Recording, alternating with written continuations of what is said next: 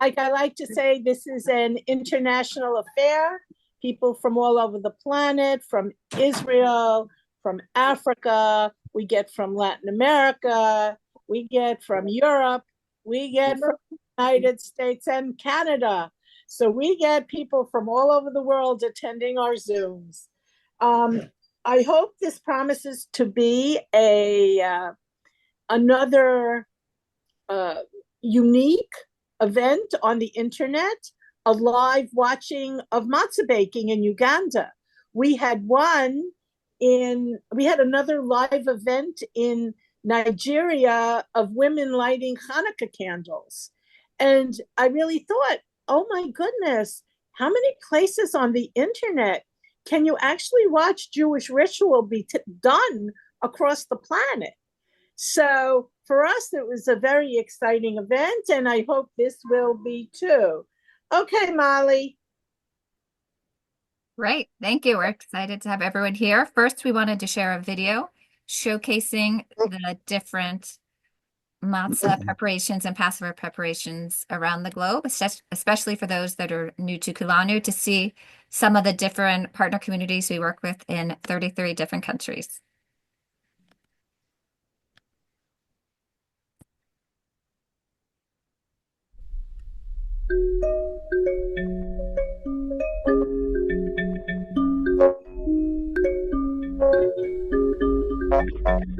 Ilu otienu Mizraim Velo asam baim shifatim Dayenu Dayenu Dayenu Dayenu Ilu asam baim shifatim Velo asam Velo eye Dayenu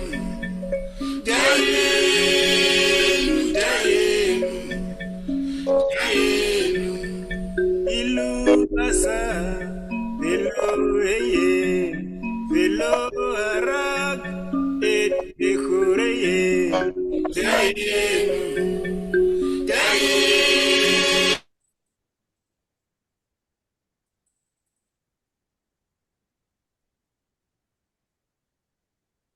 I think I just won my taxes. And we also wanted to thank our sponsors for today's event. And let me pull that up on our screen.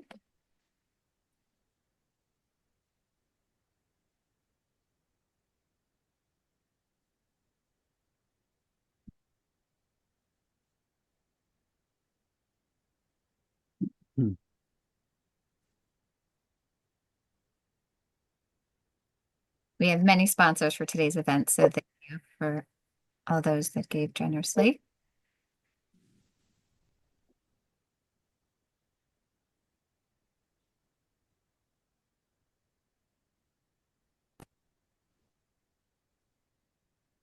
So thank you to Adina Ackerman, Michael Chernick, Robert Robertson, Frankoff, Howard Glantz, Judith Gray, Joelle Gunther, Alan Kensky, Rena Klein, Holly Shaw, and Rabbi Gerald and Benita Sussman.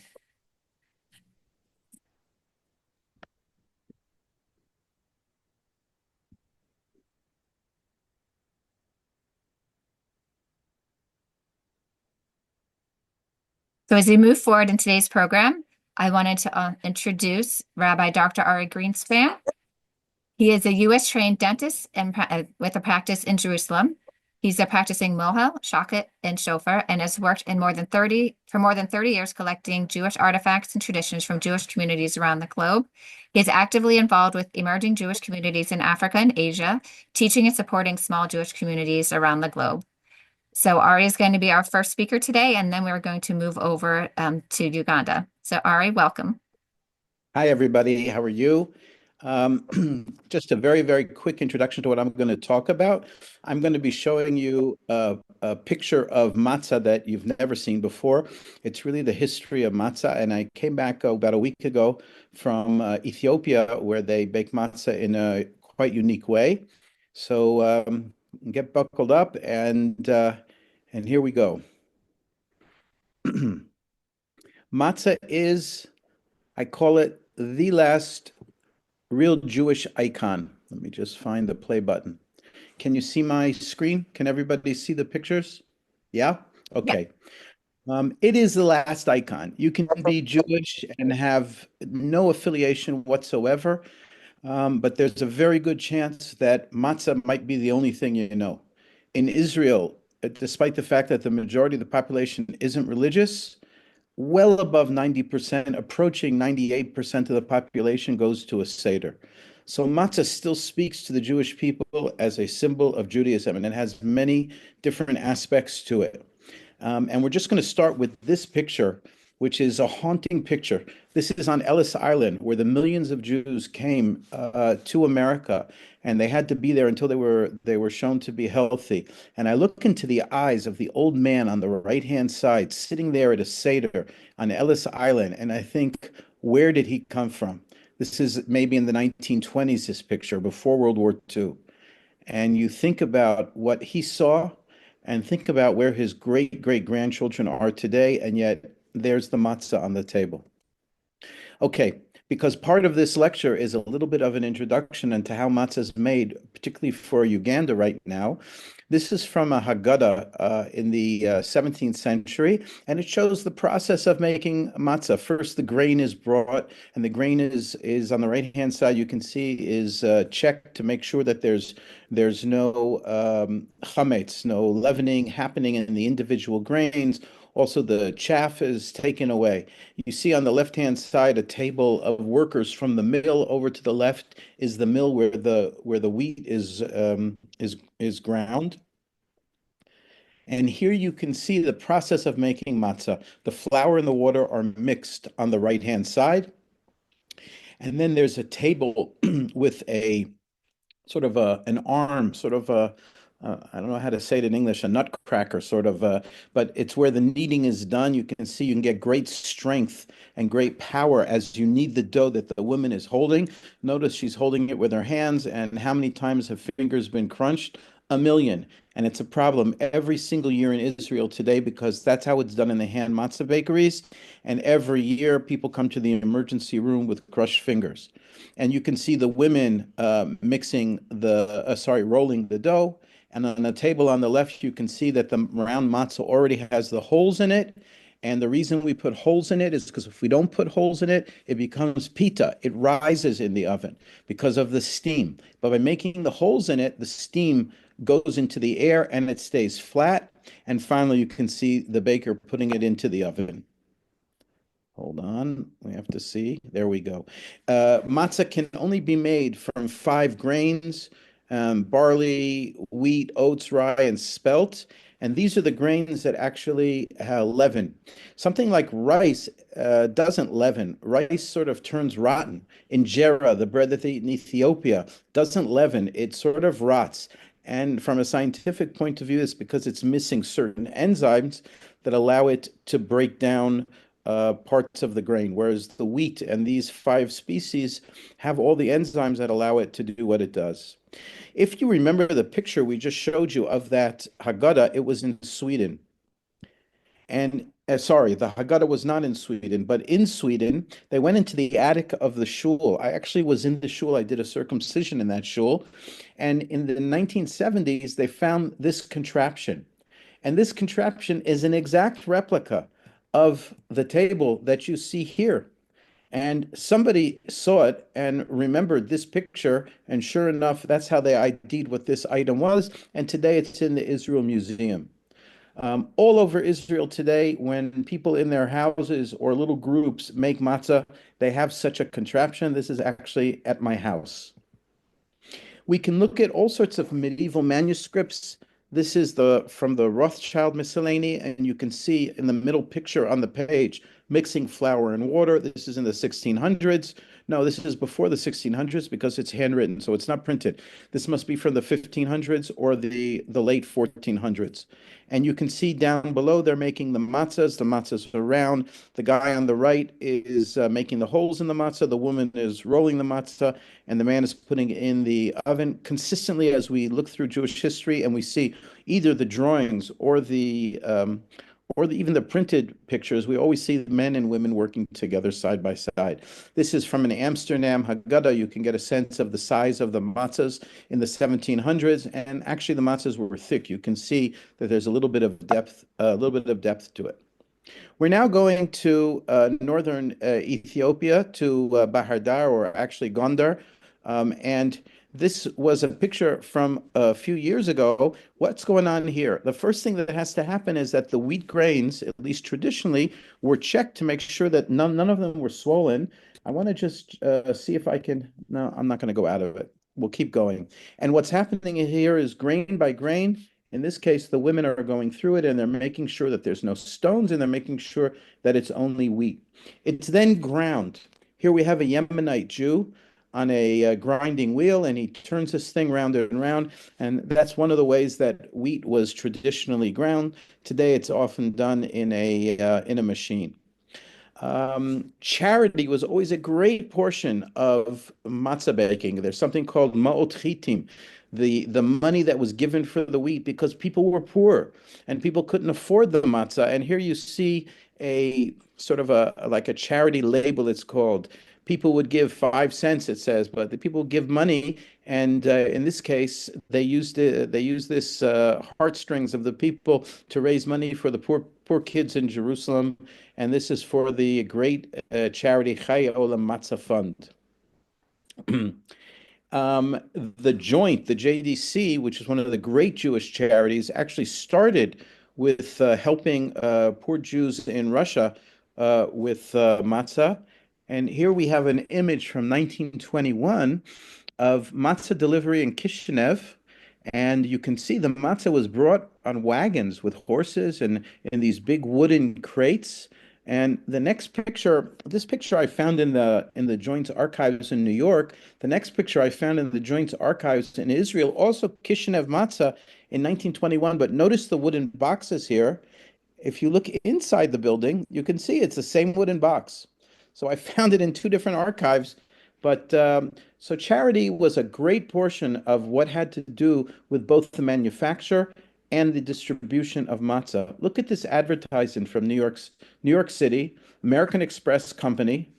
And if you look on top in the Yiddish, it says, I can't see it here because there's something here. Let me just see. Just give me a second here. It says, I think, Geld euch.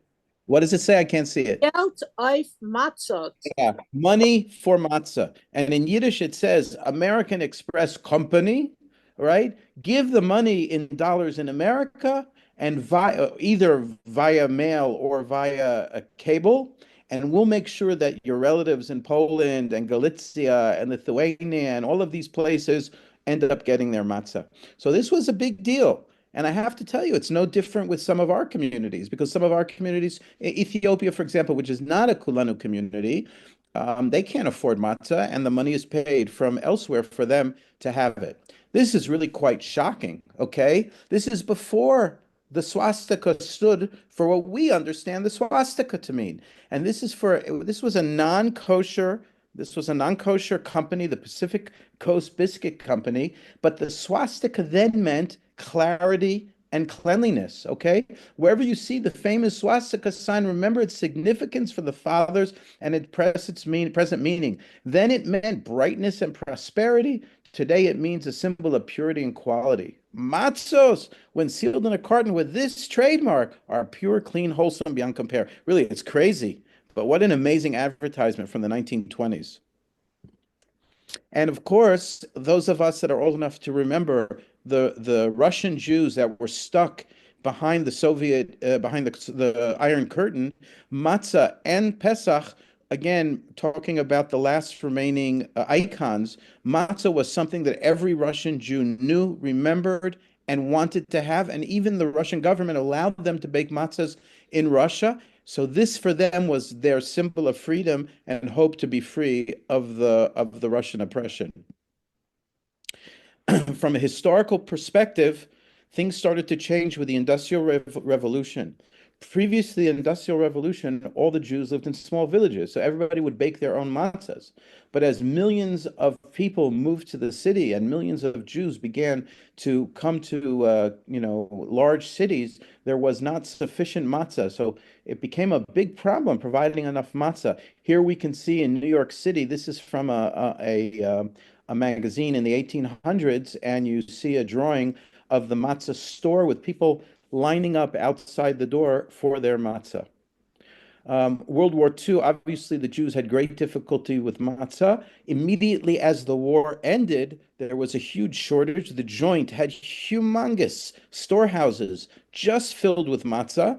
This is in a refugee camp in Germany after World War II, and you can see that cute little girl wearing her what does she look like? Shirley Temple, a little bit, right? And she's peeking in the oven as these guys are looking in the oven. I found this picture in a Joint archive, and I was discussing it with somebody, and I mentioned the name of the man on the left who was a chaplain working for the Joint. And this woman was an English woman, and she said, "Yeah, I know him. He lives in Yerushalayim." He was an old man, and I went to meet him, and he took out the original pictures, and he remembered that event. And here we have matzah baking in some place in Israel, and this is just a traditional hand matzah factory where everything is rolled and thrown into the oven.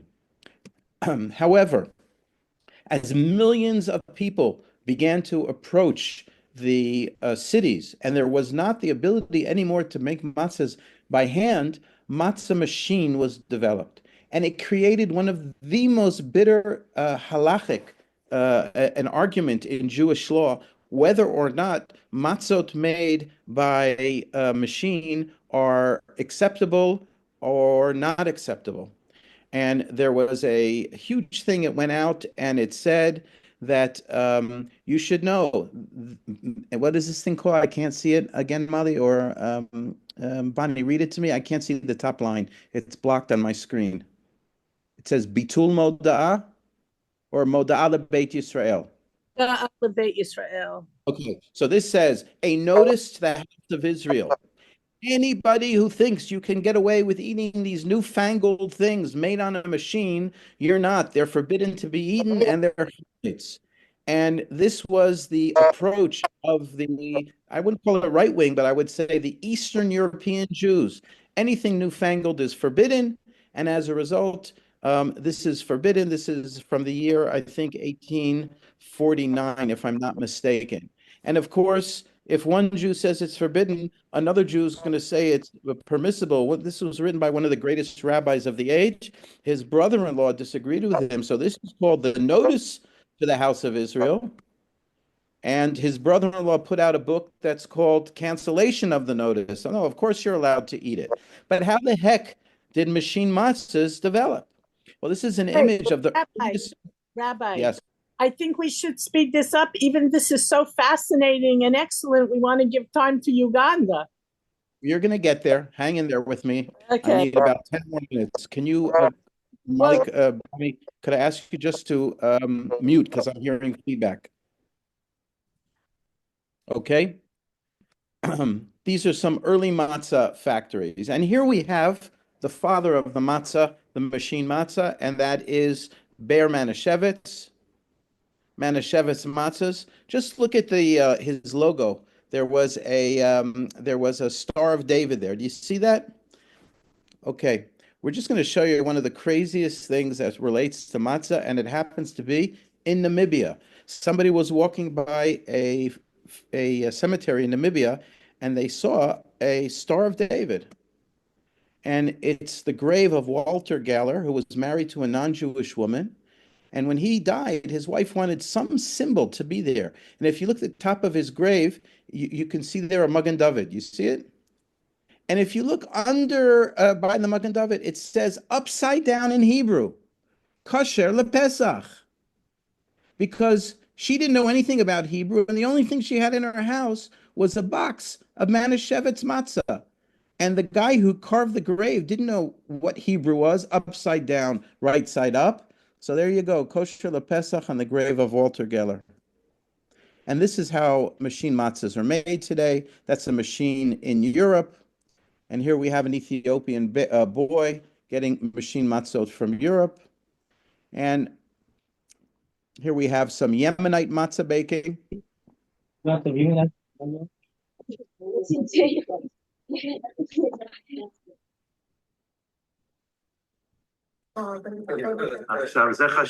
see how she put her hands in the water? These are the very last Yemenite Jews. They were taken out of Yemen by the king of Abu Dhabi. They live in Abu Dhabi, and they bake matzah the same way their antecedents baked matzah for the last 2,000 years. Old matzah equipment, matzah baking, and finally, we're coming now to one more country, and then we'll come to the Ethiopian Jews. And here we are on the island of Jerba in Tunisia, a matzah oven. An old matzah baker. You can see even in the courtyard of the synagogue, there's on the blue door there, it says matzot. They have an old matzah machine that just flattens the dough out, that they make into circles, and this is some of the matzah they've had. Okay, this is matzah baking in Ethiopia. The brown, the brown thing, can we mute them, Molly? Okay, thank you. They eat their injera bread. It's sort of like a pancake. They pour on these brown clay flat surfaces. They manufacture these just for Pesach, of course. The women bring the wood, and here we have a beautiful place. This is the flour that they have, and this should be a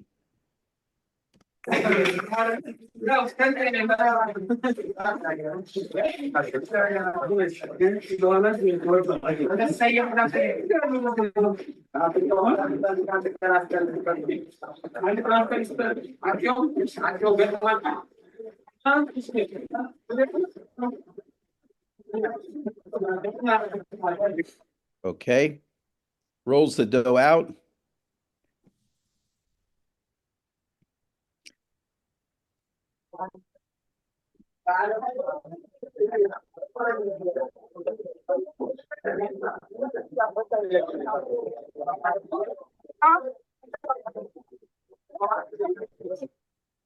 And that's the amount of matzah that they made in Ethiopia in the last 2 weeks.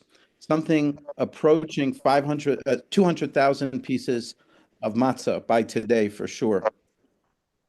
And I'd like to just end with this one. And I think this is really the encapsulation of the story of matzah for the Jewish nation. That's my grandson when he was basically old enough to walk. And there's my grandson this week making matzah. And there are two very happy matzah bakers. So if there's a message to be shared, it's that this is a tradition that speaks to the hearts and minds of the Jewish nation for close to 3,500 years. And I thank you very much. Rabbi, this is totally fascinating. I mean, it's just fascinating. It's just fascinating. And how you've taught matzah around the world and matzah baking. We have pictures of you all over teaching people how to bake matzah. So you're the matzah king. You're better than Manischewitz. Better. Right. Yes. Okay. Are there any, I mean, should we take a couple of questions? No, we should move on. No, let's move on. Yeah, let's move on. We have Sarah ready to go. Thank you, Ari. That was amazing. Thank you. Yeah, it really was. I love everybody. It was amazing. I mean, it's totally fascinating. I know. So now we're going to move over to Uganda. We have where they've been doing the matzah bake all day today, and they're going to continue again tomorrow. So we have Sarah Nakintu. She is the vice president of the Sub-Saharan Jewish Alliance. Hold on. And she just gave me a few other amazing things she does. And she is also the coordinator of the Zion Bet Hamatzvot and the founder of Shalom Women Development Network. She's also the person that organized this event to bring together the Abayudaya communities from across Uganda. So we're going to be seeing Sarah and 22 different communities that have all come together in Mukono, Uganda.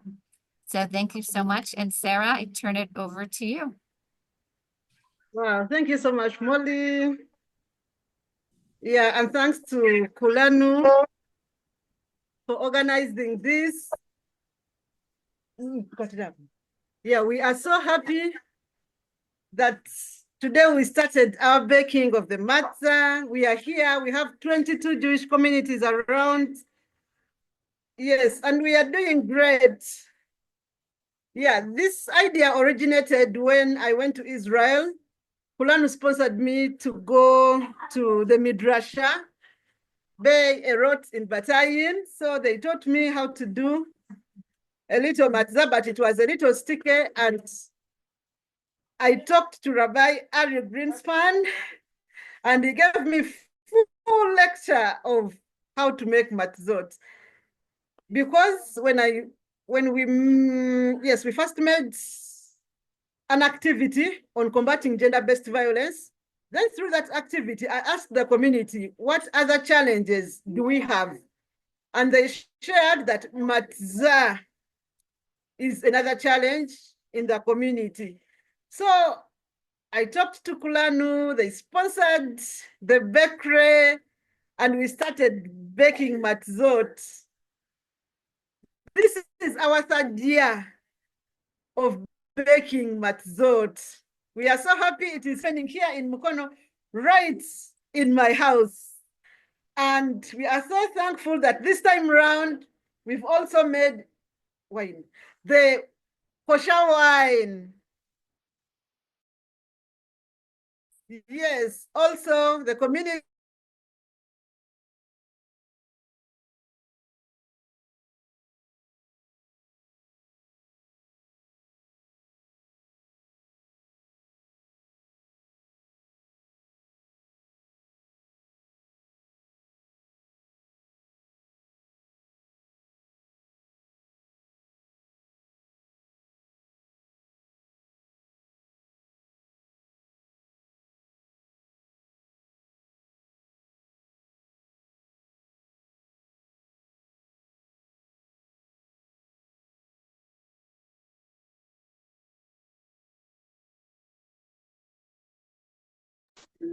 yeah, we are so grateful. The communities are doing fine. Yeah, and we are baking around. We shall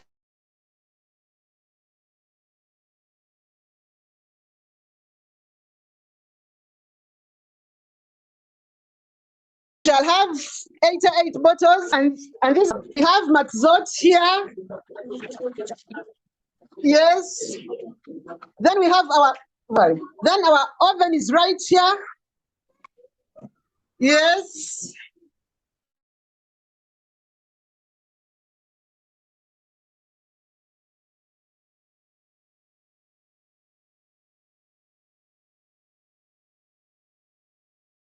This is a beautiful oven where women are also baking from here. And we are also doing this as Rabbi Aaron Greenspan showed me while here. So now we have lots and lots of matzot. Even these ones here are finished. Yes, even now the wine, this is our saucepan of the wine. Yeah, we have the ready ones, and this one is yet to be. Yeah, so we are doing good.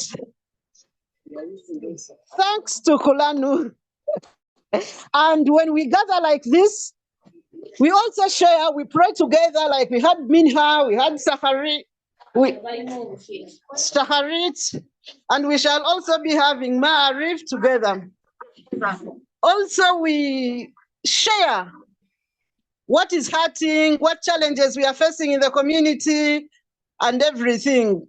So, yeah, so key aspects today, what we have shared about is registering Judaism as a faith in Uganda.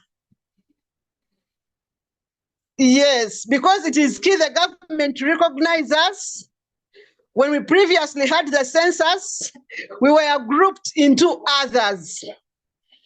And yet we wanted to use the census to know how many are we, like demography. Of course, we know where we are located, but it is also good to be in the system of the government. So today, all communities are agreeing that we should start on that process of registering as a faith in Uganda, the government to recognize us and to accept us. Yes, because also we are finding challenges. Most of our children go to secular schools, and it is a hassle. For example, we must go to all our schools to pick our children on Thursday, such that they will come back and commemorate Pesach. So like if the government knows that we are doing this, probably even Pesach will be recognized as other religious days in the country if we are registered and we move the agenda forward.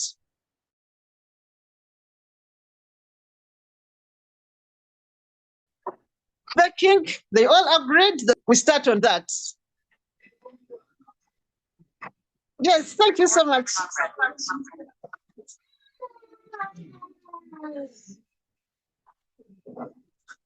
Can we speak to some of the other women? Banange babayita. Abachala. Yes, we have some women here. We have this group.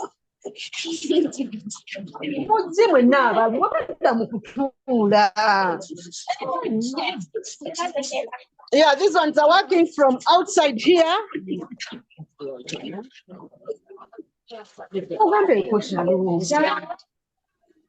What? Thank you so much, for supporting us. What? Then we also have this team here.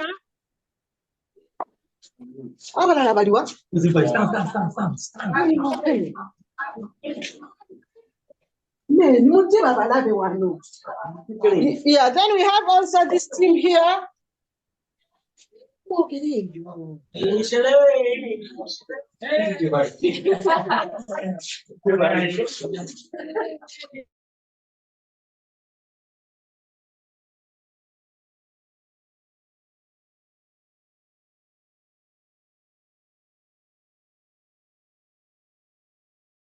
Yeah, then also we have Ramesh.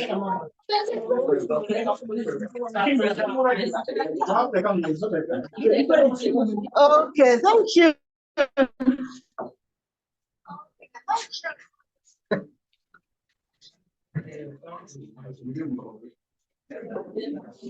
Yes, also this drum is full of wine. We have wine in here.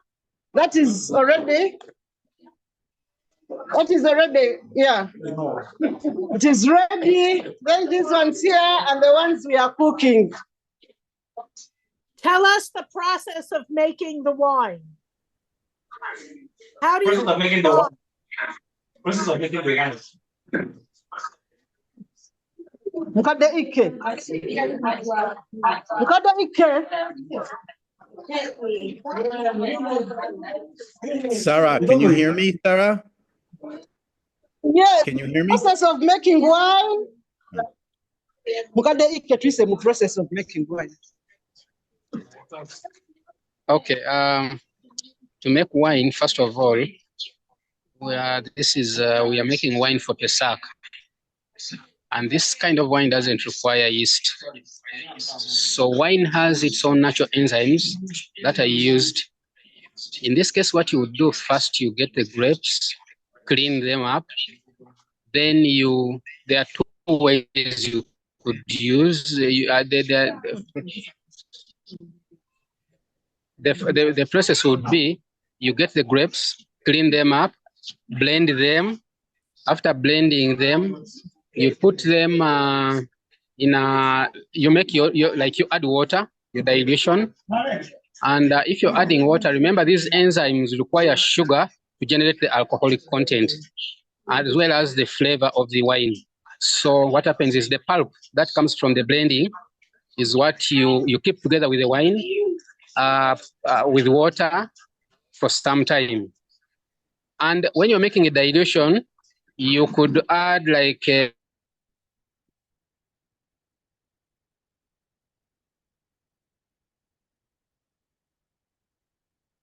it doesn't go up to, the maximum is 6 parts and 6 parts of water. That's if you're making a dilution. However, you could make some less dilution. Let's say 1 to 1. Yeah, this one was 1 to 4, meaning if you have a liter of blended wine, you add 4 liters of water, and of course some sugar if you're going to make a flavor and the alcoholic content. So the number of days you give the wine will determine the aging of the wine.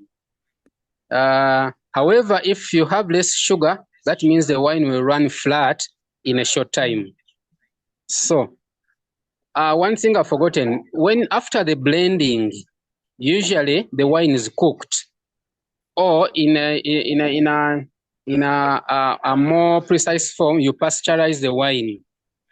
You don't allow the wine to go up to 80 degrees. It should stop like 75 degrees. If you can follow the temperature, measure the temperature, you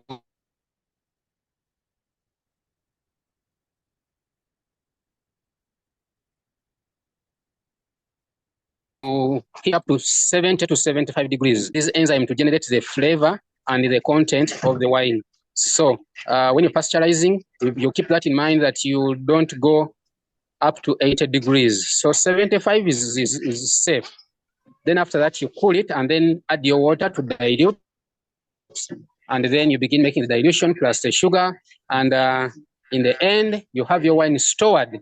The more you keep it, a minimum of 3 days are required to begin generating the wine flavor. A minimum of 3 days. And then the other thing you should keep in mind is, if you're going to keep it for some time, ensure it does not take up.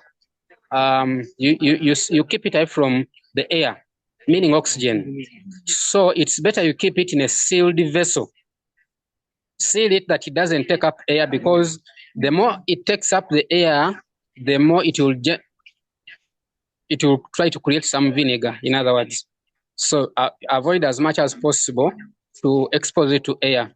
So if you seal it up, it will begin, after 3 days, it will begin activity will begin, and it will create pressure, which you will keep releasing every now and then, to ensure your barrel or your container where you're storing doesn't like burst. So you keep reducing that pressure. There are some systems that do maintain the pressure, but yeah, in a nutshell, that's it. That's how you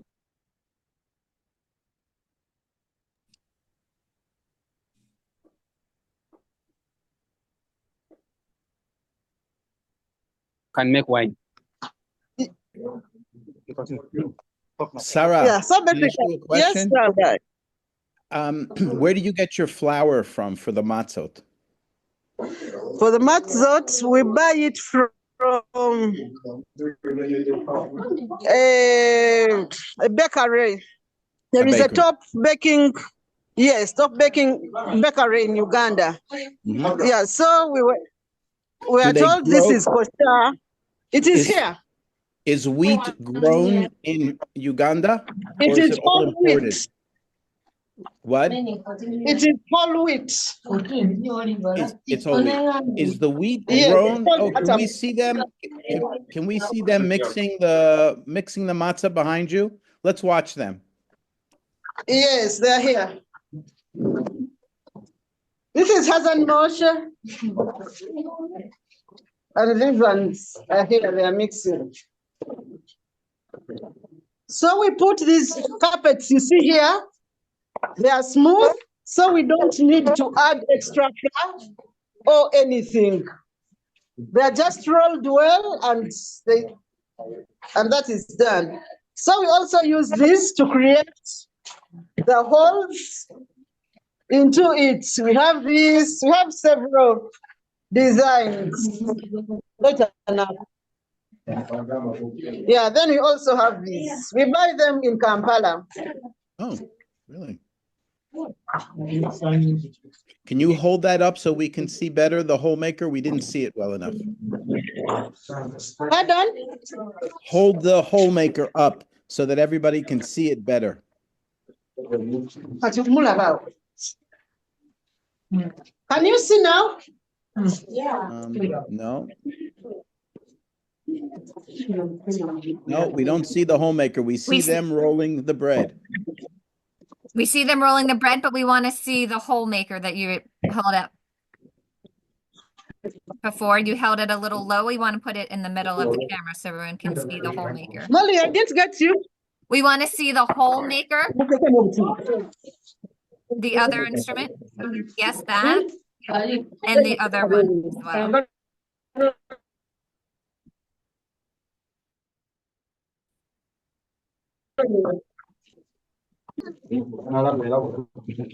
For those yeah, of you this is one of okay, there you go. That's good. Good. Yeah, then this good. is the other one. Oh, I see. So They have two. They have a flat one. That's nice. That's nice.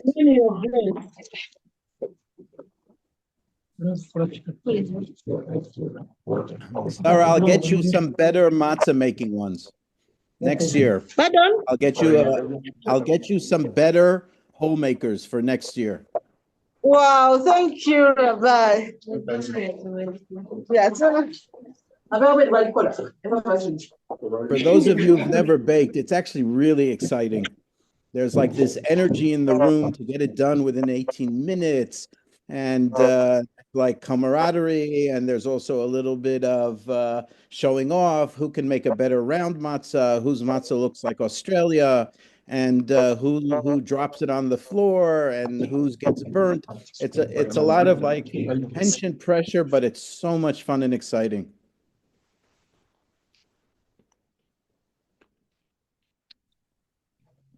So, Sarah, where is your oven? Can we see the ovens again or how you're cooking them?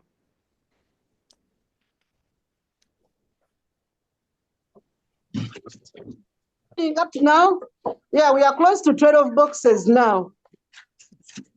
So you're going to put them on the oven now or on the hot surface? No, now these ones are going into the oven. Okay. No? Take it.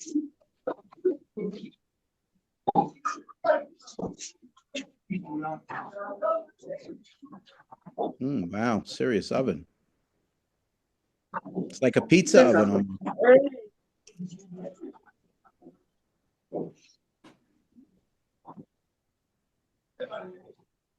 Yeah, today we have Yoshua and Erazal. They are the ones that are operating the oven now.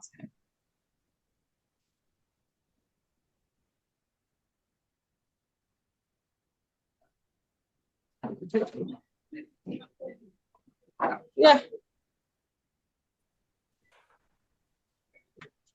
Yeah, so basically.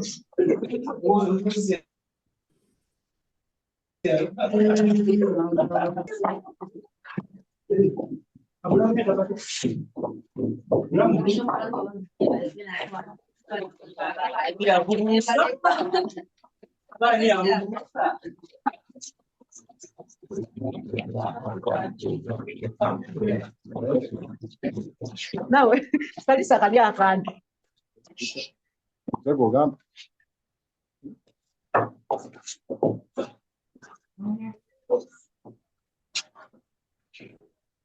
okay.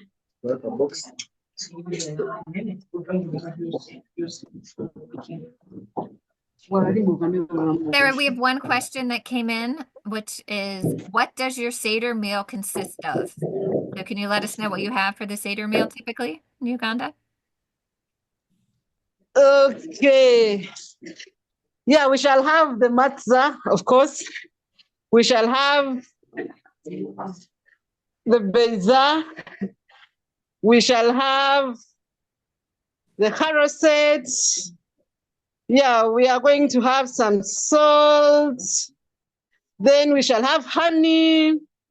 We shall have the bitter herbs, and we shall have the, what do you term it? The chicken. This thing of the chicken, how is it called? Wakaita chicken ako mundi. Kana ako mundi wakaita chicken koko. Huh? Yes. We shall have the part of the chicken. This one here, that's where we cut. Yes, the neck, from the neck of the chicken. Yes, we shall have all those. Kalpas as well. Yes, the kalpas, we planted it at the synagogue. Sometimes we plant when it comes out. At times we just buy. We make the haroset from the apple, honey, cinnamon. Yes, yeah, this thing is called the zroa. Thank you so much. Yes, basically, that is what we shall have at our Seder. And the wine as well for Kiddush.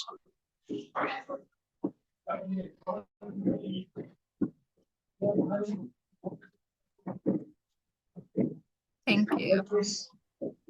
Yes, thank you, dear. How do you transport the matzah? How do you transport matzah? Remember, I didn't hear the question. How do you carry the matzah from village to village? Okay, now we have representatives from every synagogue. We have 22 Jewish synagogues in the country. So each synagogue brought representatives. So we have boxes that we pack in. Like this one is the biggest size of the box. So they tell us how much they need, and they take whatever is enough for their community. So they are all of them here, and tomorrow everyone will be carrying home whatever is enough for them. We have the boxes, we have even the bottles for wine. So they take them like that.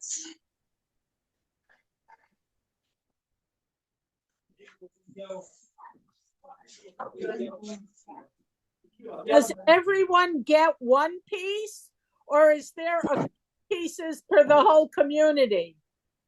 Okay, they take what is enough for all their community, for the Seder and even some surplus. We give them according to the number of people in their community. So they tell us we are this number. And we say, yes, there are two Seders. Each one needs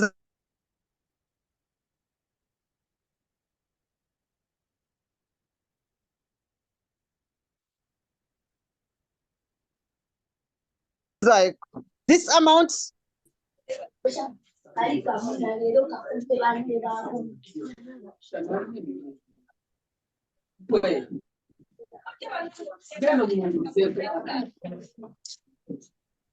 Do you have any idea how many matzot you bake? Oh dear. I don't know how many, but I know in boxes. Okay.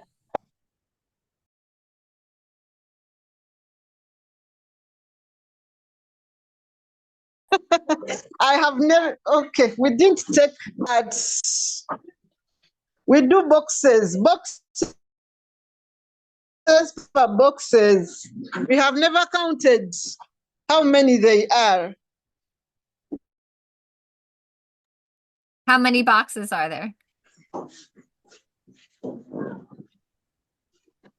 Okay, now boxes, we have 100 boxes. We buy them in this set. These ones are 100, these ones are 50. So this one is the biggest size, and then this one is the medium. So we have 150 boxes. currently today. Very impressive. You guys have been working Yeah. hard today. Yeah. So basically, some communities take 3, 4, 2, according to the members. Great. Thank you so much. Yeah.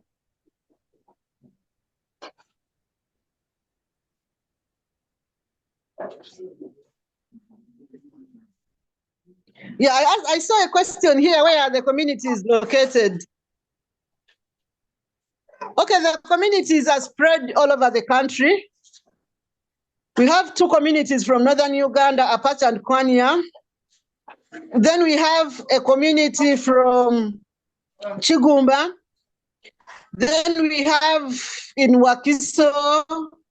Then we have in Ruero. We have in Mukono. Then most of them are in Mbale, Kadama, Budaka, Namutumba. Yes, so they are spread all over the country. They are not stationed, and Mukono as well, where we are now. Mukono has also 2 synagogues.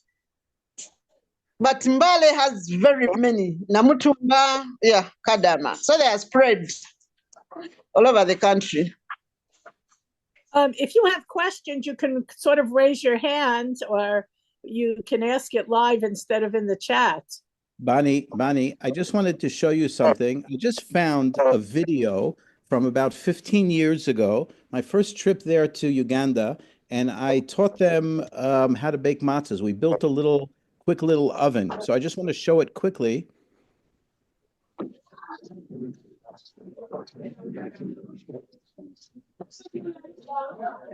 Can you see this video? Can you see my screen? Yes.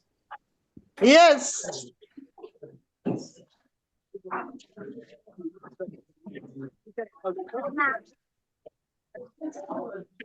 You hold the bowl. You use 2 hands.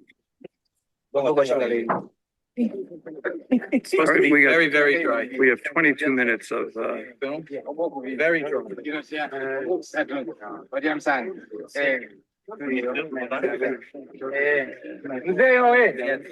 I'm going to jump it ahead a little. Okay, good. You see, it's very dry, yes? It has to be finished from start to finish, 18 minutes. I'm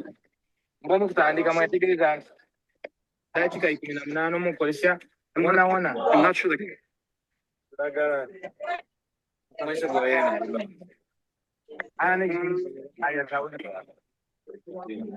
We needed a clean surface, so I had them get some banana leaves.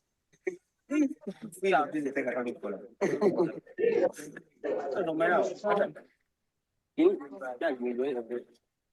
love it, son of banana. We're gonna be doing this. Now we want the matzah to be flat. So if I don't make holes in it, the steam makes it, the water makes it rise. Yeah. No,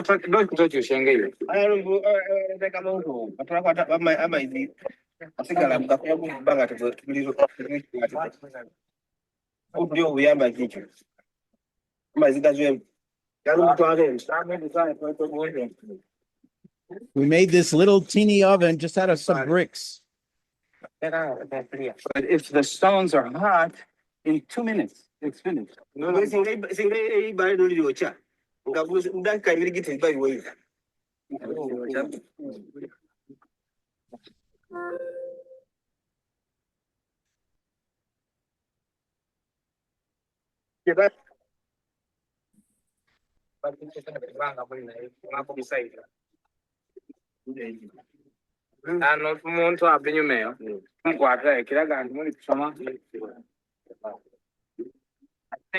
I think we slaughtered some chickens, and on the other side over here, they were getting the chickens ready.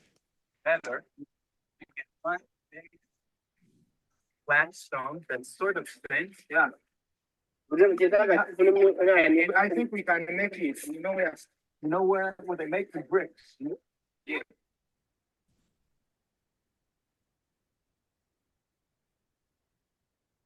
Anyway, that is matzah baking, probably the first time, or maybe the first time in Uganda. I don't know, but let me unshare. I want to begin to wrap up, and I'll give you my my baking story. My Second, sorry. my first connection with Kulanu was that I went to India with my husband, and of course I bought a box of handmade matzah shmura that was made in Israel, shipped to New York, and I schlepped it to India, thinking that this may be the first time they would have it. And they asked me to how do we bake matzah? How do I bake matzah? I'm not Ari Greenspan that knows how to make matzah. So I went to YouTube, of course, and they showed many videos on how to bake matzah. So I went with the community, and we got the flour. I bought the same rolling pin that they showed on the video. And in that part of India, they don't eat with forks. So I bought a fork so they could stick the holes in the matzah. And they had two burners on the floor with a metal plate, which they baked the matzah. And I have the matzah baking actually on my YouTube video because I videotaped it. The interesting thing is I wasn't sure they were allowed to bake on a metal plate like we saw in Ethiopia or anything. What do I know? From matzah baking, I'd buy it. And in the end, we were in Cochin, and there's a Jewish bookstore, and they showed pictures of baking matzah in India, and they all baked it on these metal slabs. So I want to thank everyone. Sarah, you're totally amazing. She's the vice president of this group called Sub-Saharan African Jewish Alliance, which is 12 countries now together. They had their first meeting to form as a group December 2021. There were countries that didn't know other groups exist, Jewish groups existed, and through Kulanu's auspices, we brought them all together. Of course, and I want to thank everyone. Also, this Passover, Kulanu is awarding 47 grants to communities to make matzahs and have sidaram. Cameroon, Cuba, El Salvador, Ethiopia, Ghana, India, Kenya, Mexico, Nigeria, Pakistan, Tanzania, Uganda, Venezuela, and Zimbabwe. We have a special campaign for Passover. Molly, can you put the link on and share that? And I'd like to, okay, first we'll see the link, and then I'd like to close with, maybe, hold on.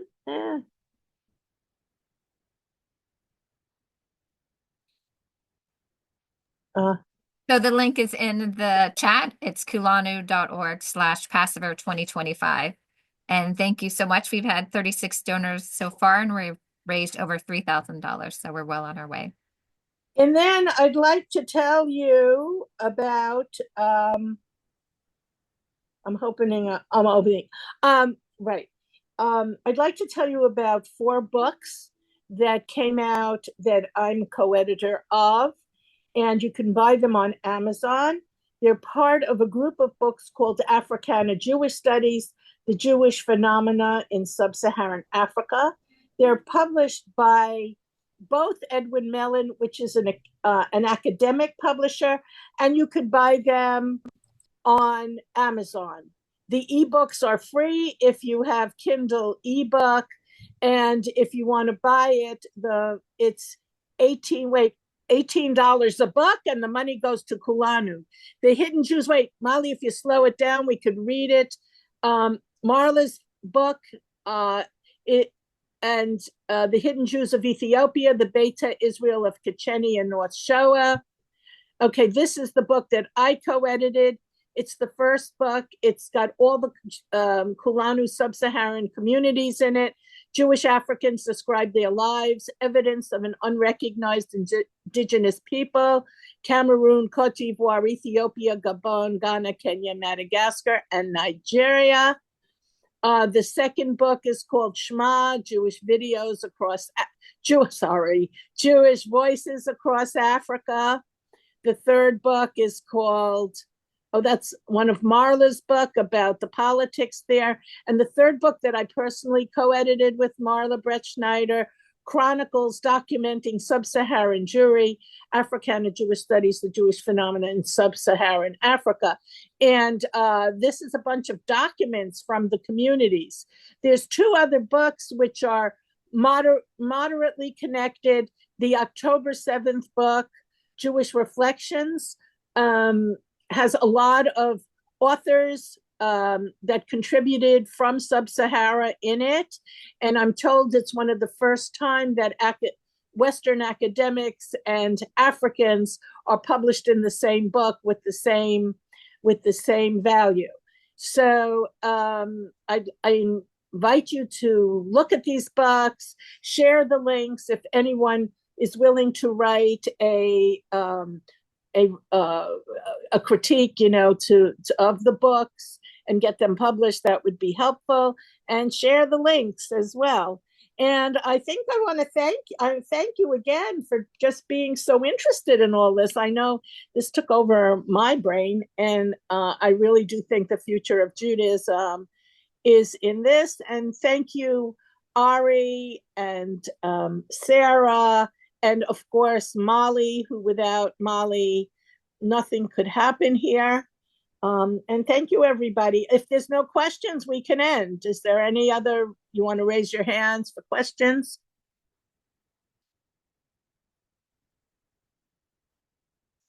Okay, everybody. Oh, thank you. Chag Kasher v'Sameach, everybody. Thank you. Chag Sameach. Hi. Hi.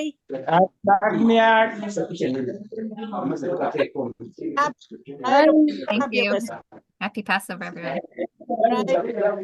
Right.